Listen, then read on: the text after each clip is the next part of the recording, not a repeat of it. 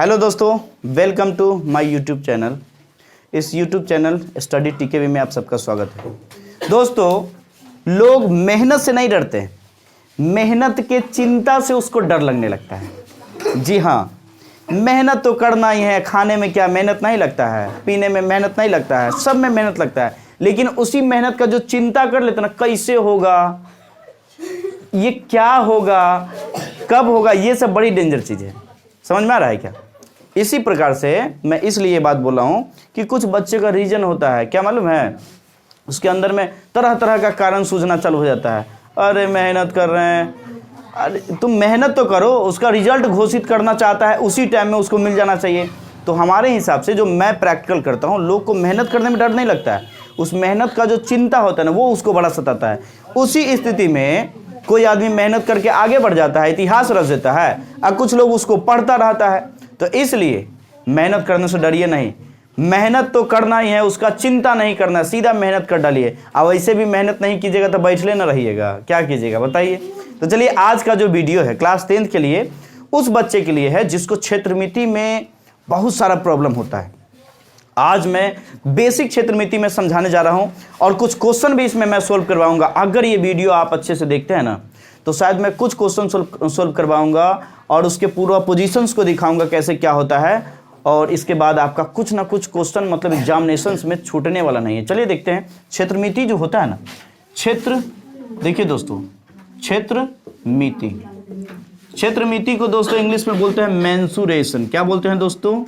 Mensuration बोलते हैं। मेंसुरेशंस क्या होता है दोस्तों? मेंसुरेशंस, देखिए दोस्तों, क्षेत्र, क्षेत्र का मतलब होता है दोस्तों एरिया। क्या होता है दोस्तों? एरिया। किसी भी चीजों को देखिएगा ना, सबका कुछ ना कुछ एरिया होता है, ठीक है। एकदम बेसिक पढ़ाऊंगा मैं आज। और उस एरिया को मापने के लिए एक ठो मेजरमेंट होता है। मेजरमेंट हम समझते हैं दोस्तों, स्केल जो होता है नापने वाला, जिसको गांव घर में कहते हैं, वो होता है, ठीक है। तो क्षेत्र और मिति मतलब एरिया को जो मापा जाता है उसको हम क्षेत्र मिति कहते हैं। तो चलिए दोस्तों, तो आज हम लोग जानेंगे कैसे मापा जाता है, क्यों मापा जाता है, किस लिए मापा जाता है, इसको क्या कहते हैं। तो आप बात करते हैं कि सबसे पहले क्षेत्रमिति में हमें एक चीज को जानना बहुत जरूरी है दोस्तों। यह है आपका गोला, और गोला को मेंसुरेशन के लैंग्वेज में वृत्त कहते हैं दोस्तों। जी हाँ, वृत्त कहते हैं। और वृत्त का जो मान होता है दोस्तों, वो जो वृत्त का मान जो होता है दोस्तों, वो 360 डिग्री होता है। कितना होता है दोस्तों? 360 डिग्री होता है, ठीक है। कुल टोटल कोई भी चीज आपको गोलाई दिखाई दे, घड़ी है, घड़ी का भी ये गोला जो है आगे का जो लगा हुआ है वो 360 डिग्री पे है। चाहे वो बड़ा हो छोटा हो, लेकिन गोल होना चाहिए, तो उसका मान 360 होता है दोस्तों। चलिए, तो ये तो समझ में आ गया। अब बात करते हैं दोस्तों, ये ऊपर वाला जो साइकिल, जैसे मान लीजिए फॉर एग्जांपल साइकिल तो चलाते होइएगा, चलाते हैं ना, चलिए ठीक है। तो साइकिल चलाते हैं। अब साइकिल का ऊपर से लगा दिए टायर। क्या लगा दिए दोस्तों? टायर लगा दिए। इसको कहते हैं रिम, इसको कहते हैं टायर, ठीक है। तो जो टायर होता है ना दोस्तों, वो टायर को कहते हैं परिधि। आप देखिए अपने भाषा में समझिए, परिधि क्या होता है दोस्तों? वृत्त का जो ऊपर वाला भाग होता है वो परिधि कहलाता है दोस्तों। क्या कहलाता है?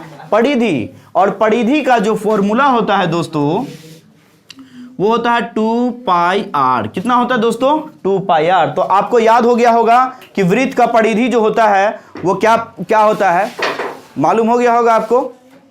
तो चलिए, अब बात करते हैं कि वृत्त का जो क्षेत्रफल होता है, ये जो क्षेत्रफल कहलाता है, क्या कहलाता है? वृत्त का क्षेत्रफल। वृत्त का जो क्षेत्रफल होता है वो होता है πr²। अब देखिए दोस्तों, क्षेत्रफल क्या होता है? उसके अंदर का जो भी है वो सब क्या कहलाता है? क्षेत्रफल कहलाता है। और क्षेत्रफल जो होता है कितना होता है? πr², ठीक है। अब बात करते हैं दोस्तों, प्रत्येक वृत्त में एक ठो केंद्र होता है। अब इसको जो ये जो बिंदु है, इसको हम केंद्र कहते हैं दोस्तों। क्या कहते हैं दोस्तों?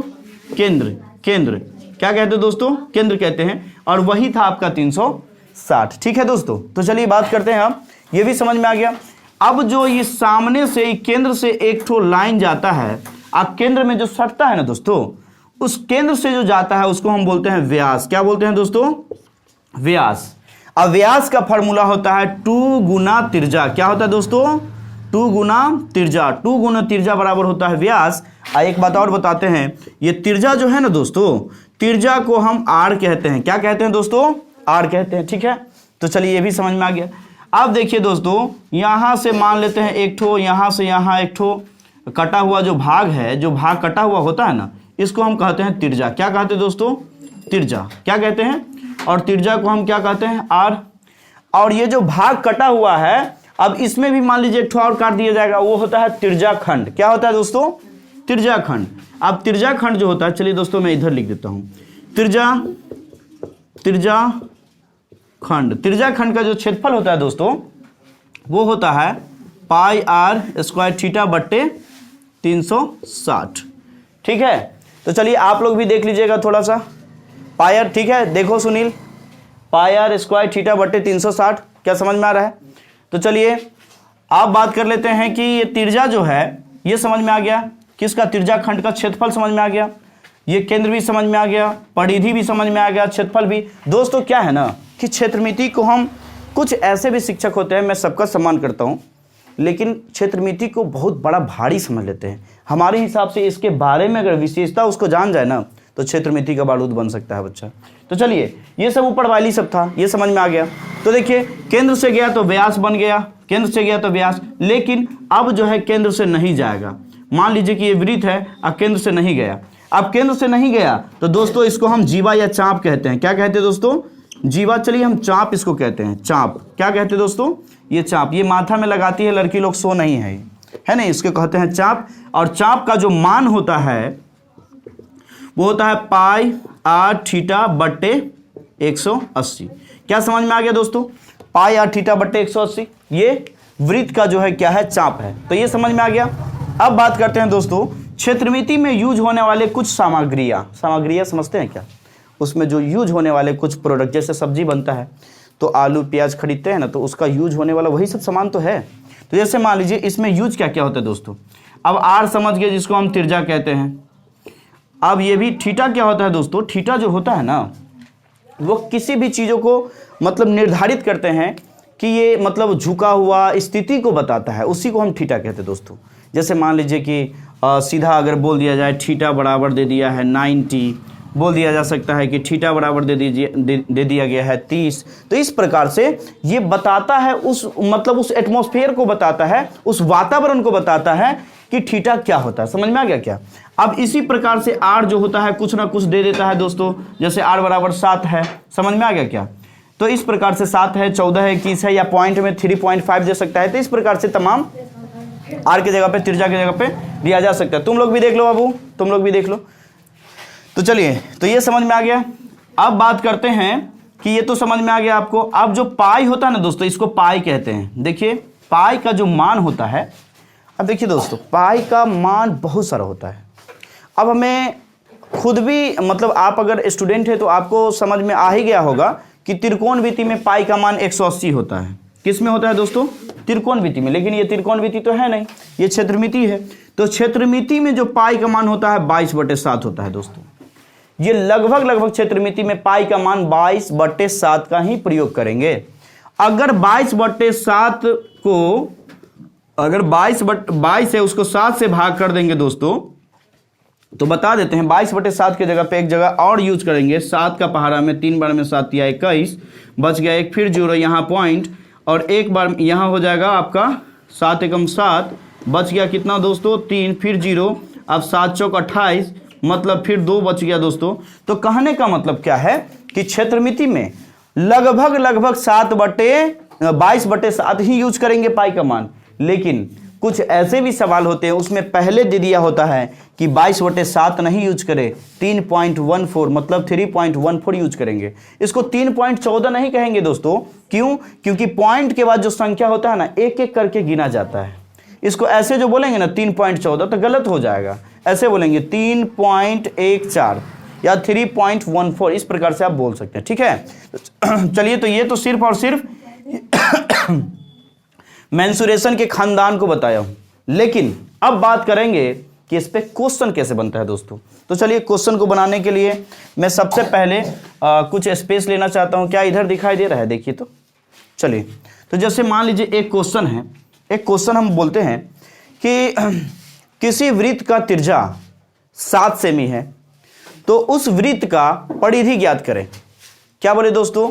कि किसी वृत्त का त्रिज्या, मान लीजिए किसी वृत्त का त्रिज्या कितना सेमी, 7 सेमी हो तो वृत्त का क्षेत्रफल निकालें। क्या निकालें दोस्तों? क्षेत्रफल निकालें। अब देखिए दोस्तों, तो सबसे पहले आप एग्जामिनेशन देने मतलब एग्जाम देने जाएंगे तो ये चैप्टर सबको अच्छे से सिर्फ और सिर्फ रिवीजन कर लीजिएगा, है कि नहीं? क्योंकि पढ़ाई लिखाई तो जो हो गया है आप लोग का, जो एग्ज़ाम देने वाले बच्चे हैं उसके लिए तो बहुत अच्छा है। और मैं आशा करता हूं कि आप लोग तैयारी किए हैं और एक उम्मीद के साथ जाइएगा, ईमानदारी से, अभी ईमानदार बन के जाइएगा। कहा गया है कि यदि आप किसी भी आदमी को अगर मतलब गुमराह कर रहे हैं ना दोस्तों, वो कभी नहीं हो पाता है। अगर कोई आदमी का विश्वासघात कर रहे हैं तो इसका मतलब ये नहीं कि आप चालाक हो गए हैं दोस्तों। विश्वासघात कर रहे हैं इसलिए कि वो आप पर भरोसा किया है, इसलिए विश्वासघात कर रहे हैं। नहीं तो जो विश्वासघात करने वाले लोग होते हैं खुद फंस जाते हैं। तो कहने का मतलब अगर टीचर से, पेरेंट्स से छुपाइएगा ना कि हाँ सर हमारा तो तैयारी हो गया है, और रियलिटी में आपको कुछ नहीं अगर आता होगा तो ये सबको छुपाना नहीं। अगर आपके शिक्षक है तो उससे शेयर कीजिए, सर हमको ये वाला चैप्टर में प्रॉब्लम होता है। पेरेंट्स को भी हो सकता है बोल सकते हैं आप, इस प्रकार से जो भी आपके पास समस्याएं होंगी वो भी आप बोल सकते हैं, शेयर कर सकते हैं, ताकि आपका, देखिए कहा गया है कोई समस्या है ना तो उसको शेयर करने की कोशिश कीजिए, ताकि आपका माइंड कंट्रोल में आ जाए, संतुलन में जब आ जाता है आपका माइंड तो आप अच्छे से काम करने लगते हैं किसी भी चीज़ों को। तो चलिए दोस्तों, तो किसी वृत्त का जो त्रिज्या है कितना सेंटीमीटर, मान लीजिए एक वृत्त है, अब वृत्त का एक त्रिज्या ये वाला भाग मान लेते हैं कितना सेंटीमीटर है, 7 सेंटीमीटर। तो वृत्त का क्या निकालना है दोस्तों? क्षेत्रफल निकालना है। तो बताइए, आप ही बताइए, वृत्त का जो क्षेत्रफल होता है दोस्तों, क्षेत्रफल बताइए, वृत्त का क्षेत्रफल कितना होता है? कितना होता है? पाई आर स्क्वायर होता है दोस्तों। हम आपको पहले बोल दिए हैं कि पाई का मान कितना डालेंगे? 22/7, ठीक है। और ये त्रिज्या को हम पहले बोल दिए हैं दोस्तों कि त्रिज्या 7 है, और त्रिज्या को हम इंग्लिश में आर कहते हैं दोस्तों। तो ये आर के जगह पे 7 और 2 आर है तो 1 और 7, ठीक है। अब देखिए वृत्त का क्षेत्रफल निकाल रहे हैं, तो अब क्या करेंगे दोस्तों, ये 7 से ये 7 कट गया और 22 को 7 से गुना कर देंगे, बचा हुआ भाग है। तो 7 दूना 14 हासिल 1, 7 दूना 14 1 15। दोस्तों वृत्त का जो क्षेत्रफल आ गया आपका 154 आ गया। तो क्या इस प्रकार से आप क्वेश्चन को सोल्व कर पाएंगे? अगर एक और क्वेश्चन मैं देता हूं, इसके बाद आप लोग अपने से प्रैक्टिस करने की कोशिश करेंगे। जैसे वृत्त का परिधि निकाले दोस्तों, क्या निकालें? परिधि। वृत्त का परिधि हम बोले हैं दोस्तों क्या होता है मान? 2πr। तो यहां पे लिख देंगे 2πr, 2πr होता है। अब हम बोले कि वृत्त का परिधि निकाले, अगर एक क्वेश्चन ऐसा दिया जाता है कि किसी वृत्त का त्रिज्या 7 सेमी है, मान लीजिए यही है, इसमें क्षेत्रफल निकालना था ना, अब इसमें हम दे देते हैं परिधि निकालिए। तो मान लीजिए किसी भी वृत्त का त्रिज्या हो गया आपका 7 सेमी, तो उसका परिधि निकाल लेता है। आर बराबर दोस्तों हो गया 7। अब परिधि निकालना है, मतलब परिधि का फॉर्मूला ये होता है, तो 2 है, बीच में कुछ नहीं तो गुना, पाई का मान 22/7 और आर की जगह पर कितना डालेंगे दोस्तों? 7। तो यहाँ पे 7 डाल दिए। अब देखिए दोस्तों ये 7 से 7 कट गया, 22 दूना 44। वृत्त का जो परिधि है, इसका जो पूरा गोला है वो निकल गया। तो इस प्रकार से प्रत्येक फार्मूला पे आप जो है क्वेश्चन को डाल करके देखिए, सोल्व करके, और एक एक क्वेश्चन को प्रैक्टिस कीजिए। और ये क्वेश्चन अगर पूर्ण रूप से बन जाता है तो समझ लीजिए आपका एग्जामिनेशन में 10 नंबर कंप्लीट हो जाता है। और एक बात और बताना चाहता हूं मैं कि जो भी बच्चे इस बार एग्जाम देने जाएंगे, प्लीज़ वो किताब का फॉर्मूला अवश्य ही याद करके जाए, और ये वीडियो अपने दोस्तों में शेयर करने की कोशिश करेंगे दोस्तों। तब तक के लिए जय हिंद, वंदे मातरम।